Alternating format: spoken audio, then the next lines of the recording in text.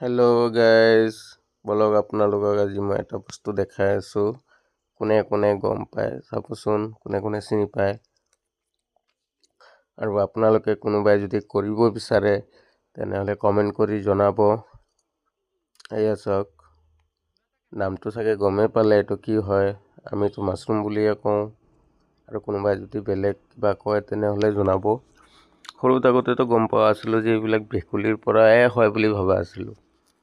এতিয়াহে গম পালোঁ যে এইটো ভেকুলী নহয়, এইটো নিজেও কৰিব পাৰি, ঘৰতে খেতি কৰিব পাৰি। এইটো কিন্তু কষ্ট আছে কৰিবলৈ, কিন্তু সেইটোৱে আৰু কষ্ট কৰিলে ফল পায় বুলি কয়। খাবলৈ বাৰু ভালেই লাগে।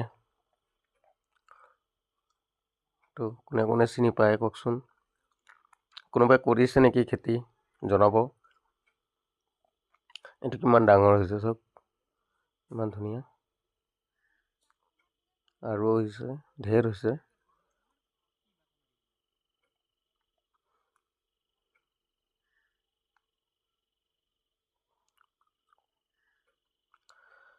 এইটো ফাৰ্ষ্ট টাইম কৰিছোঁ মানে খেতি। এইটো ছেকেণ্ড বাৰ হ'ল ফল উঠোৱা, মাছৰুম উঠোৱা ছেকেণ্ড টাইম হয় এইটো। কাৰোবাৰ যদি লাগে তেনেহ'লে কমেণ্ট কৰিব,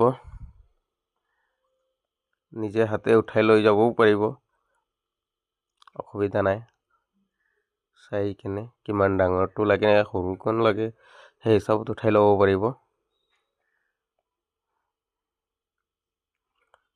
ইমান ধুনীয়াকৈ হৈছে চব, ইমান ধুনীয়া লাগি আছে। কমেণ্ট কৰিব দেই গাইজ, যাৰ যাৰ লাগিব। আৰু এইকেইটা সৰু হৈ আছে, 1-2 দিনৰ ভিতৰত ডাঙৰ হৈ যাব।